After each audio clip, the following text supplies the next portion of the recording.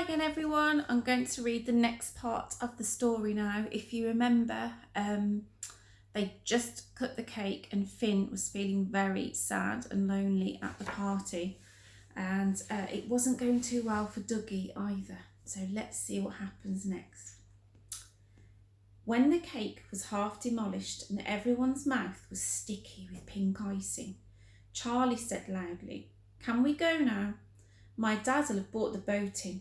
He needs me to unload the lobster pots." "Not yet, dear," cooed Dougie's mum. "I've had a sweet idea. Now, here's a piece of coloured paper with a felt tip each. I want every one of you to write some birthday wishes to Dougie. Then we'll tie them to the balloons and let them go up into the sky where the birds can read them and send Dougie birthday messages too." "Mum, no! Mum!" wailed Dougie. "I wouldn't want a bird's message landing on my head. Birthday message or no birthday message," said Charlie. The others burst out laughing. "Especially not a great big seagull," said Amir. "No need to be crude, boys. I'm sure you can think of something lovely to write," said Mrs. Lamb, frowning. "What, you mean like Dougie? You are a sweet, cute ducky, wee bar lamb coochie coo," Charlie whispered to Jasmine.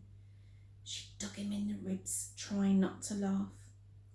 "How do you spell gorgeous?" said Amir, winking at Jazz. Dougie looked as though he was going to be sick. A few minutes later, Finn had to dash out quickly through the garden gate as the children burst out of the house like champagne fizzing out of a bottle. He scrambled up the hill above the village, ignoring the gorse that scratched his legs, and watched as a clutch of brightly coloured balloons were lifted by the breeze out of the hands of the children. With their strings trailing behind them, they floated up and away, skimming the chimneys of the old fishermen's cottages. They glided past the tall white tower of the lighthouse, where Professor Jameson, Jasmine's father, was writing busily at his desk, and across the harbour, where Charlie's dad was unloading his lobster pots. Then they drifted out to sea, sinking lower as the air hissed out of them, until they landed on the choppy water and bobbed up and down like brightly coloured flowers. For some reason, the sight of them made Finn shudder.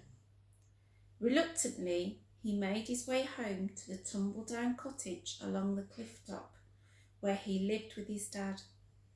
He didn't look back as he walked up the hill, but if he had, he'd have seen Mrs. Lamb standing in her garden looking down in puzzlement at the mass of torn rose petals all over her neatly mown lawn. Okay, chapter 2. Finn and his dad lived on their own in an ancient cottage perched on the cliff top beyond Stromhead. It was so old that it looked as if it had grown up out of the ground by itself like a monstrous mushroom. The weeds in the cottage's garden had sprouted so high that they almost covered the windows, which no one ever cleaned anyway, so it was very dark inside. There would have been a magnificent view from the windows if Finn and his dad had only been able to see out of them, but it was just as good from the garden gate. Finn loved to stand there, looking across the road at the steep, narrow path that wound down to the beach below, and the tumble of rocks at the edge of the sand, which ran out into the sea. He could never get enough of gazing out across the water, which turned a new colour every day. Sometimes it was such an intense blue that you couldn't tell where the sea ended and the sky began, and other times it was a mysterious grey, making you wonder what secrets it held in its watery depths. He liked it best at night, when the surface was a rippling, shining black, and the moon cast a silvery path across the water. He had to do with looking, though, because his father had absolutely forbidden him ever to go down the steep, rough steps that led to the little cove below.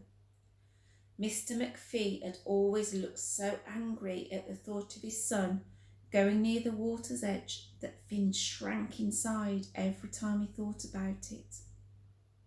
One day, maybe he'll let me go, he told himself. Or perhaps I'll just sneak down there when he's not looking. But he knew he never would. He'd often wondered why his father hated the sea so much, why he never went near the harbour or the beach, and why, whenever he came home, he would turn his back on the view as soon as he could, closing the door with a snap behind him as if to shut out the sea. I wonder why Finn's dad doesn't like the sea. What do you think? See if you can think of some good ideas and email them to us at school. I love the sea. Absolutely love it. I'd love to be paddling my toes in the water right now. But Finn's dad obviously really, really dislikes the sea for some reason. Have a think about why that might be, and I'm sure we'll find out very soon. Okay, bye for now. And it wasn't me snoring, it was the dog. Hey-o.